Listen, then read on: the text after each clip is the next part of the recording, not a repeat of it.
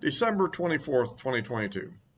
Well, it's Christmas Eve, and kind of do a little bit of a end of the year wrap up on a variety of events and the news and other events. Um, I guess the budget has been passed at 1.7 trillion. So is that a Christmas present, or is that something not so nice? Um, a coal in the stocking, or what they say. But anyhow, well, at any rate, we'll get into that issue and some other things. I guess a wrap up here. Also, the end of this Congress is kind of wrapped up for the year too, pretty much, I guess. So I think there's not much more damage they can do to us, right? Um, which I guess is the good news. Um, and of course, I guess Mitch McConnell, as the Senate leader for the Republicans, has continued to increase his hostility among his constituents, at least in the overall party. I don't know about in the state of Kentucky. In fact, he probably is doing fairly good with the people in Kentucky, I suspect. They're getting some, I suppose some of those earmarks are for him too. However, I think that a lot of the stuff I hear about him is like a lot of unthinking. I think he accomplished something very good here in the last 2 years, and that is he prevented the Democrats from really implementing their full agenda. Anybody that thinks that they got what they wanted, they didn't. They got part of what they wanted, and but the big thing they wanted, which was to totally transform the political system, failed. They didn't get to load the Supreme Court. They didn't end the filibuster. They didn't pass that gigantic social program that Bernie Sanders wanted. Yeah, we got a little thinned down version of it, a few hundred million. He wanted like trillions, okay, like 4 or 5 trillion, okay, and we already seen what the 1.9 trillion that they passed last year, and that Save America Act or whatever they called it, that that thing, it definitely has led to a lot of inflation, a lot of problems. So, but I mean, compared to that, the 1.7 trillion that's just been passed approximately is really just the rest of the fiscal 2023 budget, basically. So I'll kind of go into a little more detail on that. But if you like these videos, please, give me a like on that. It helps out with the algorithm. At least I hear it does. And if you're a subscriber, you can ring the bell. And if you haven't subscribed yet, please do. So, yeah, I mean, when you look at it this way, this is the rest of the budget, the so-called discretionary part of the budget, the 1.7 trillion that just got passed. The rest of the budget of approximately a total of 5.7 trillion.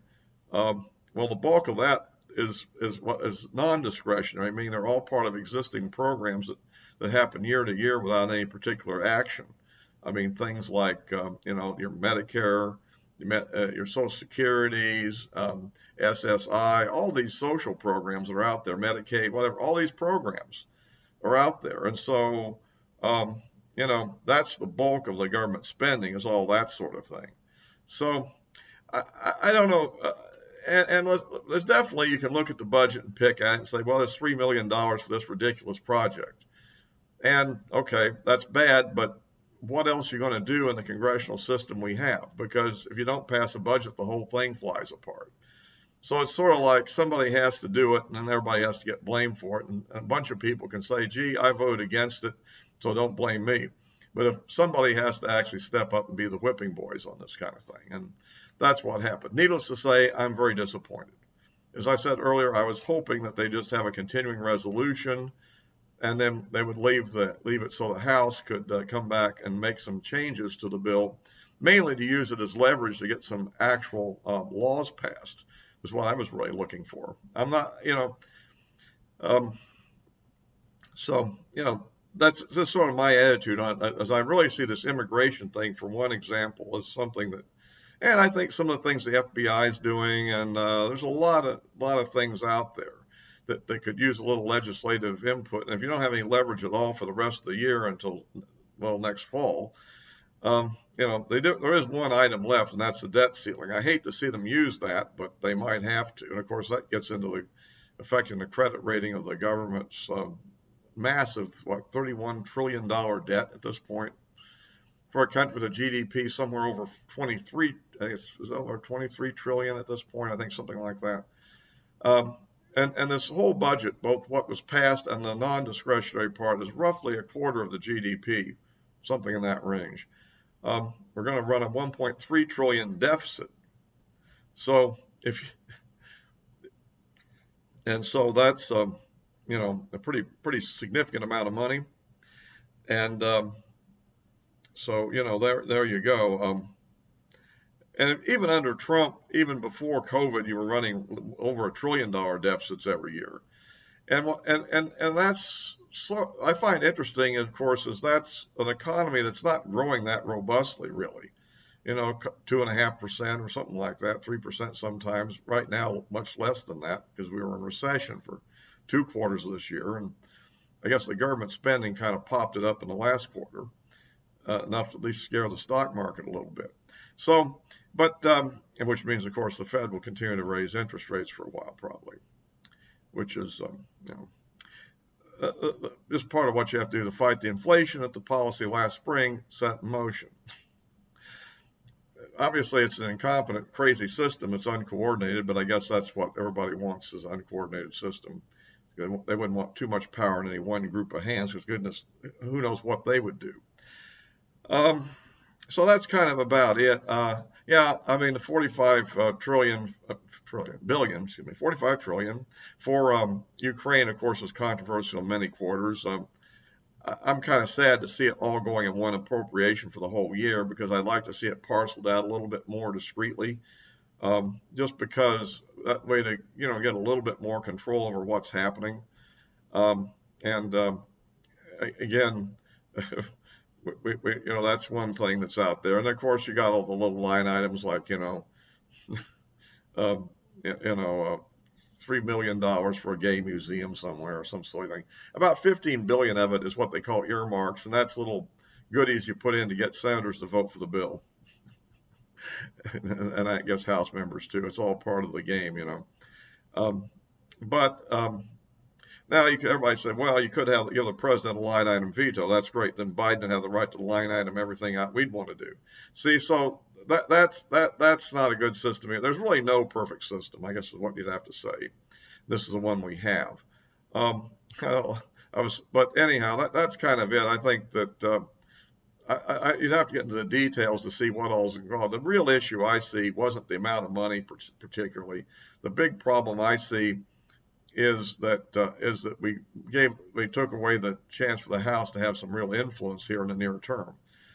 And so until the debt ceiling comes up, I guess they're really kind of just sitting there having hearings and trying to subpoena people who probably half the time don't even show up, and for whom the Justice Department won't prosecute like they would if somebody who has worked for Trump didn't show up, of course. Anyway, well, that's kind of how that's going. But again, I think the big success of the last 2 years was maintain the fundamental order of the system. And okay, yeah, it cost about maybe nearly $2 trillion to do that. Maybe 1.8 or something. I said early on, long time back, there's going to be a price that is going to have to be paid to maintain things. So the semi-good news, of course, is that Kyrsten Sinema has left the Democrat Party to only caucus with them. Of course, she's still a helper, and this is all done, of course, I point out in the previous video, just to help her have a chance at getting reelected, so this way she can be on the ballot rather than losing a primary. I guess she calculated she'd lose the primary. So now it puts the Democrats in a bind there.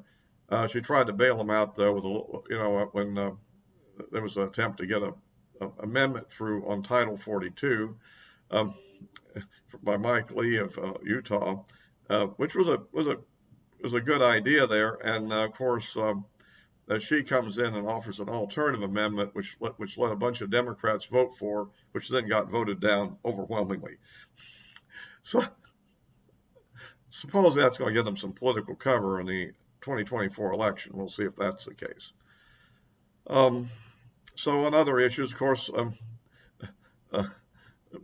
President Zelensky of Ukraine came for a raucous visit at the Capitol with only a handful of hardline Republicans not applauding, and of course that leaves us kind of in a situation I don't know. It's a typical routine speech. He wants more weapons. He wants things that would actually escalate the war even further, um, which I'm not really for escalating the war either further because fundamentally the idea of trying to completely ruin Russia, I think, is a mistake because if you were even successful, there really is a real issue. What happens to all the nuclear weapons in Russia?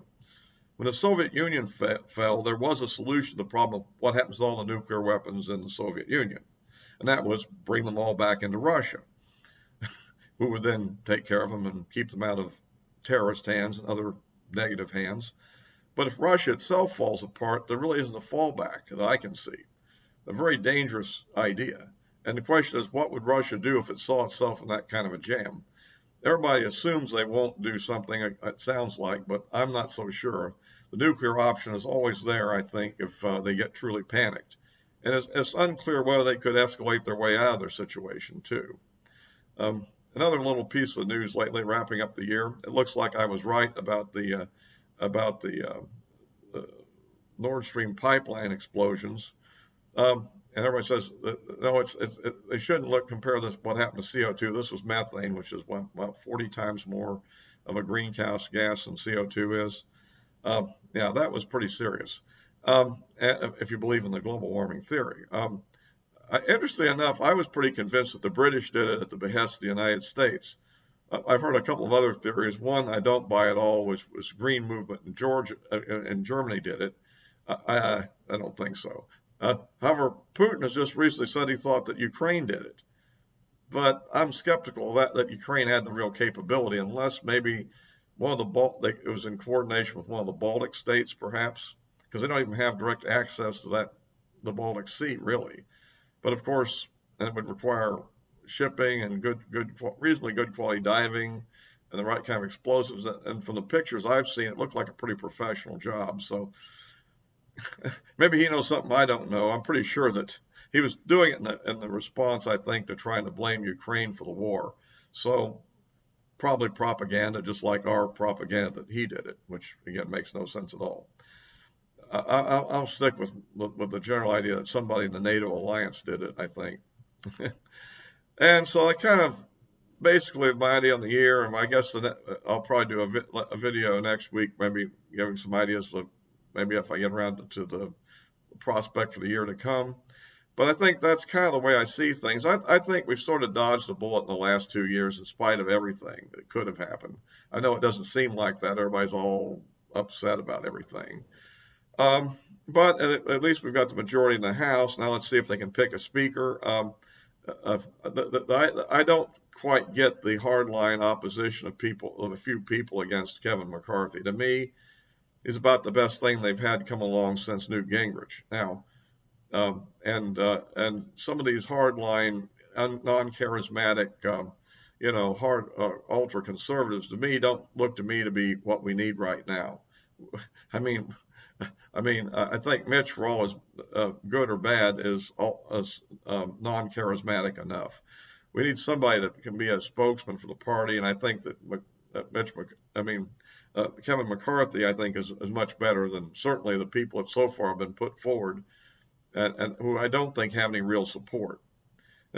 So we'll see what happens. I guess that's 10 days away roughly, and the evening. So we'll have to see what happens on I guess January the 3rd on that. So at any rate, Merry Christmas to everybody. I'll post this also on Rumble as always, and of course you can follow me on my social media accounts below. Particularly, I'm reasonably active on Twitter, so you kind of get my thoughts on a variety of topics between each of these videos. Until next time.